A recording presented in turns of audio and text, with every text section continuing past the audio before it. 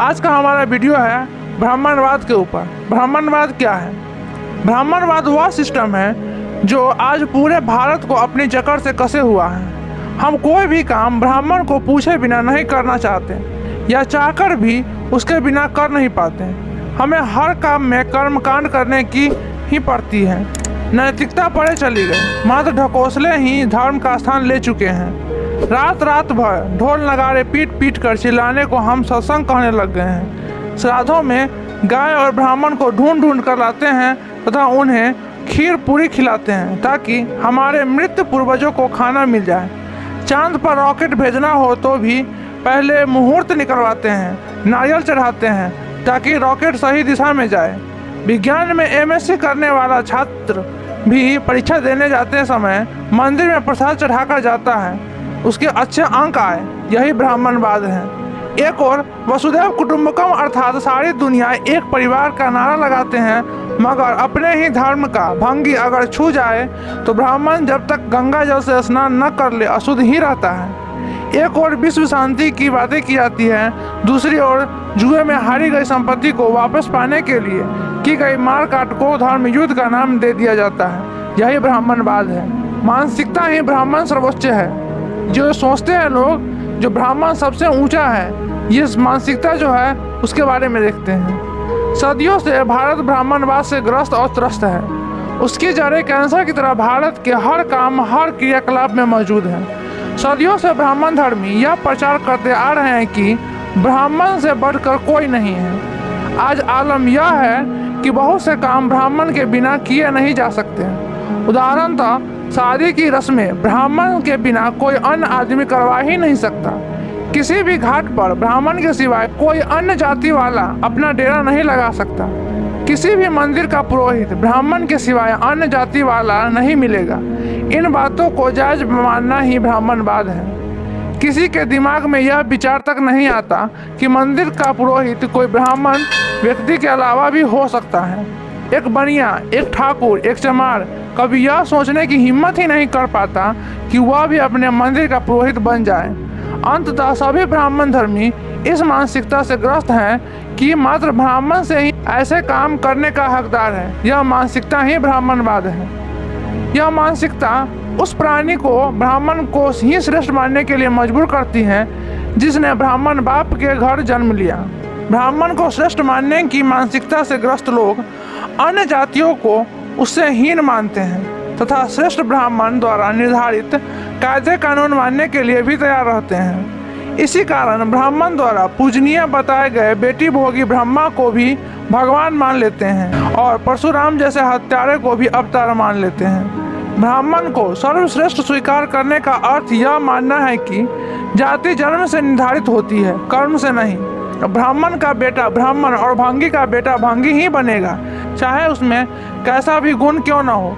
गुण अथवा कर्मों की बजाय जन्म के आधार पर ही मनुष्य ऊंचे और नीचे होते हैं। ब्राह्मण सर्वश्रेष्ठ है तथा शेष सभी जाति उसे निम्न है। हर जाति केवल अपनी जाति का काम ही कर सकता है।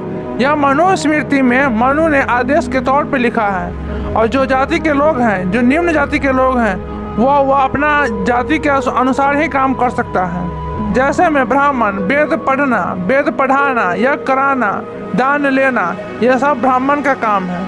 क्षत्रिय का क्या काम है? तो ब्राह्मण की रक्षा करना, ब्राह्मण को दान देना, यज्ञ कराना और ब्राह्मण से पढ़ना। वैश्य का क्या काम है? ब्राह्मण की रक्षा करना, ब्राह्मण को दान देना, यज्ञ कराना, ब्राह्मण से वेद पढ़ना, व्यापार करना, खेती करना, ब्याज लेना। और शूद्र का एक ही काम है जो उपयुक्त तीनों जाति हैं उसे चुपचाप सेवा करना।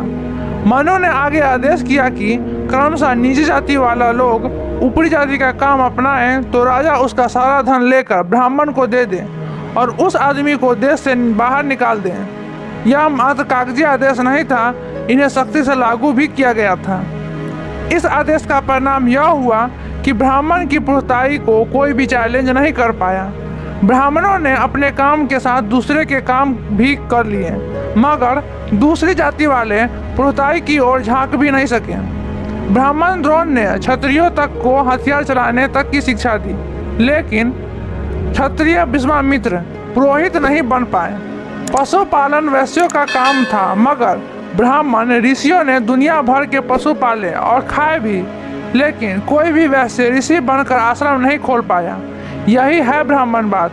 आज भी भारत के समस्त मंदिरों में ब्राह्मण ही पुरोहित हैं। यहाँ तक कि भारत के गैर ब्राह्मणिक धर्मों जैसे ईसाई, बौद्ध, मुस्लिम आदि में भी धर्म परिवर्तित किए ब्राह्मणों का ही बोलबाला है। मात्र ब्राह्मण ही पठन पाठन करेगा। ब्राह्मणों ने पढ़ने पढ़ाने का काम अपने तक सीमित रखा। आमतौर पर लोग यह कह देते हैं कि अगर ब्राह्मणों ने तो किसी का क्या नुकसान हो गया, लेकिन विदेश से आए ब्राह्मणों की पूरी भारतीय समाज के विरुद्ध यह बहुत बड़ी साजिश थी। उनका यह ठंडे और शैतानी दिमाग में रचा गया षड्यंत्र था कि समस्त भारतीय समाज को अपने चंगुल में किस प्रकार से फंसा कर रखा जाए। इस विषय पर माननीय ज्योतिबा फूले की कविता एकदम सटीक है। विद्या बिन गई मति, मति बिन गई नीति, नीति बिन गई गति, गति बिन गई बीत, और बीत बिना चरमराए शूद्र। एक अविद्या के इतने अनर्थ। इसका मतलब है कि विद्या अगर नहीं है तो मति काम नहीं करेगा, यानी कि दिमाग उसका काम नहीं करेगा। और जिसके पास दिमाग नहीं है वो रणनीति नहीं बना सकता, और जिसके पास रणनीति नहीं है वो गति नहीं कर सकता, यानी आगे नहीं बढ़ सकता। और जो आगे नहीं बढ़ सकता उसके पास धन संपत्ति नहीं हो सकती, और जिसके पास धन संपत्ति नहीं है, जिसकी वजह से शूद्र आज बहुत ज़्यादा गरीब हैं। एक विद्या की वजह से इतने सारे अनर्थ होते हैं, ये ज्योतिबा फूले ने कहा था। तो आपने देखा, एक ब्राह्मणवाद की वजह से हमारा अपना जीवन ही नहीं, हमारा अपना जिला ही नहीं, राज्य ही नहीं, पूरा देश डगमगाया हुआ है। एक ब्राह्मणवाद की वजह से हमारा देश आर्थिक रूप से बहुत ही ज़्यादा पीछे है। इसका एक ही उपाय है, पढ़ो, समझो, तर्क करो। आज का हमारा वीडियो आपको कैसा लगा आप हमें ज़रूर बताइएगा।